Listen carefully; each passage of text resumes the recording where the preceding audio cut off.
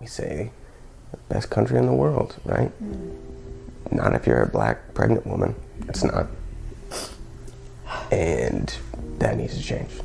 40-year-old Krystal Anderson embodied love and connection as a cherished wife, daughter, friend, and former cheerleader for the Kansas City Chiefs. From 2006 to 2011, and again from 2013 to 2016, she brought spirit and vitality to the field, enchanting all who beheld her grace. Even after retiring her pom-poms, Krystal continued to illuminate the lives of others, sharing her passion for dance and Chiefs cheer as an alumni, steadfast in her dedication to game days, practices, and events. In the post-NFL phase of her life, Krystal ventured down new avenues, sharing her expertise both as a yoga instructor and as a software engineer at Oracle Health. With a steadfast resolve, she ardently championed causes dear to her, fervently advocating for Black women in STEM and women's health. Her voice reverberated with unwavering strength and conviction, a beacon for progress. Notably, she held a patent for her groundbreaking work in developing software designed to assess the risk of postpartum hemorrhage, a testament to her dedication to improving maternal health outcomes. In 2021, Krystal found her soulmate in Clayton William Anderson, their love a beacon of warmth and tenderness, palpable in every captured moment. Together, they dreamed of expanding their family, eagerly anticipating the joy of parenthood. Yet, fate would decree otherwise. In 2022, their world shattered as they bid farewell to their firstborn, James Charles Anderson, born prematurely on November 27, 2022, after just 20 weeks of life. Though grief threatened to consume them, Krystal and Clayton clung to the precious memories they shared with James, finding solace in the fleeting but profound moments they held dear. Their resilience carried them through the darkest of nights, fueled by the hope of a future filled with love and laughter. But life's cruel hand wasn't finished. Towards the close of 2023, Krystal's heart swelled with anticipation once more as she carried the delicate promise of a baby girl, Charlotte Willow Anderson, within her. Yet, their hopes were dashed as they received the devastating news. Charlotte would never draw breath, her tiny heart stilled before it had the chance to beat. In the aftermath of this unfathomable loss, Krystal's own life hung in the balance. Despite undergoing 3 surgeries in a desperate bid to save her, the insidious grip of sepsis eluded detection, claiming her as its victim. In the quiet hours of March 20, surrounded by the embrace of her loved ones, Krystal slipped away from this world, leaving behind a grieving family. Her departure serves as a poignant reminder of the urgent need to confront the tragic reality of Black maternity. I'm Dr. Shannon M. Clark. I am a double board certified OBGYN and maternal fetal medicine specialist. I want to start off with a trigger warning. What I'm about ready to talk about is the death of Krystal Anderson due to maternal sepsis. So this is a maternal death topic, so if this is not something you want to listen to, please go ahead and scroll on. Former Kansas City Chiefs cheerleader dies of sepsis after stillbirth. Krystal Christy Anderson, 40, died after undergoing 3 surgeries following the stillbirth of her daughter, Charlotte. I'm going to go through and just talk about what we do know that happened that's in the media. There's not a whole lot. And then I want to go on to talk about maternal sepsis and septic shock. So Krystal Anderson was 40 years old and pregnant at 21 weeks with a baby girl named Charlotte Willow. She was a former NFL cheerleader and then became a software engineer. And unfortunately, at 21 weeks, she was told that there was no longer a heartbeat, and then went on into the hospital to deliver what we call medically an IUFD, or intrauterine fetal demise. Of note, Chrissy had also experienced a pregnancy loss with son James Charles in 2022, although I couldn't find at how many weeks that loss occurred.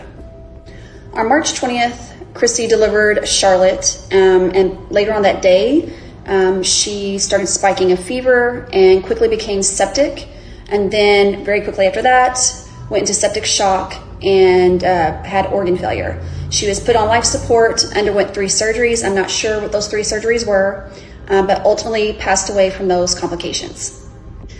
None of the sources that I looked at have stated the source of infection, so that is unknown. So let's talk about maternal sepsis and septic shock. So obstetrical infections of any type that occur during pregnancy or in the postpartum period can go on to develop into sepsis, severe sepsis, or septic shock. Sepsis is life-threatening organ dysfunction caused by dysregulated host response to an infection, or in simpler terms, it is the body's extreme improper response to an infection that can go on to cause organ damage. Septic shock is an underlying circulation and cellular metabolic abnormalities that are profound enough to substantially increase maternal mortality. Septic shock develops when someone who is septic or has severe sepsis starts to drop their blood pressure and cannot hold their own blood pressure, along with some other things that occur, but namely the lower blood pressure is what causes a septic shock. Both sepsis and septic shock are medical emergencies that oftentimes require management in an ICU setting. Let's talk about some stats. Maternal sepsis is a significant cause of both maternal morbidity and mortality, and it is largely preventable.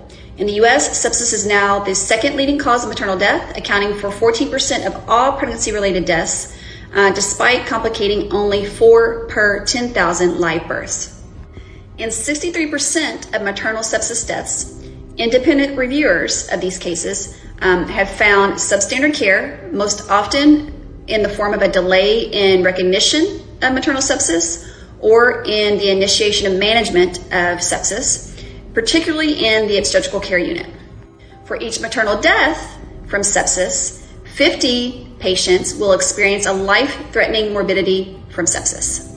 Our Black pregnant and postpartum patients have a 2 to 2.5 times increased risk of severe maternal sepsis when compared to their white counterparts. And a Black pregnant or postpartum patient with a college education is at 60% greater risk for a maternal death from any cause when compared to a white pregnant or postpartum patient with less than a high school education. Now, the source of maternal sepsis can either be from a pelvic cause or a pelvic source or a non-pelvic source. For example, it could be from an infection in the uterus, that would be pelvic, or from pneumonia, non-pelvic.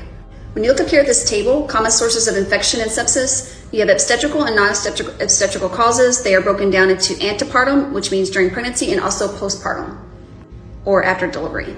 You can pause to read this slide. And then in 30% of cases of sepsis, there is no source identified. Black mothers face the gravest risks during childbirth. According to a 2020 report from the Centers for Disease Control and Prevention, the maternal mortality rate for non-Hispanic Black women in the United States stood at 55.3 deaths per 100,000 live births, approximately 2.9 times higher than that of non-Hispanic white women. Dr. Henning Tiemeier, director of Harvard's Maternal Health Task Force, described the alarming rate of maternal mortality among Black women as essentially one of the biggest challenges in public health. In essence, this is the tip of the iceberg of broader health disparities affecting women, particularly Black women, Tiemeier stated during an interview on Face the Nation in 2022. There are multiple factors at play, ranging from economic disparities to discrimination to inadequate healthcare for this demographic. Krystal understood all too well the pivotal role that discrimination and poor health played in the tragic occurrences of miscarriages and maternal deaths. That's why she dedicated herself to tackling both issues. Regrettably, she didn't live to witness the fruition of her efforts or the realization of her patent. To aid her family in funeral arrangements, a GoFundMe campaign was initiated and has since met its target. Krystal Anderson's absence leaves a profound void. Until we confront the systemic issues contributing to the loss of Black women during childbirth, we'll continue to witness these heartbreaking tragedies.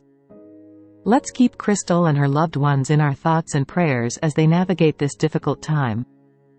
May Krystal and baby Charlotte rest in eternal peace.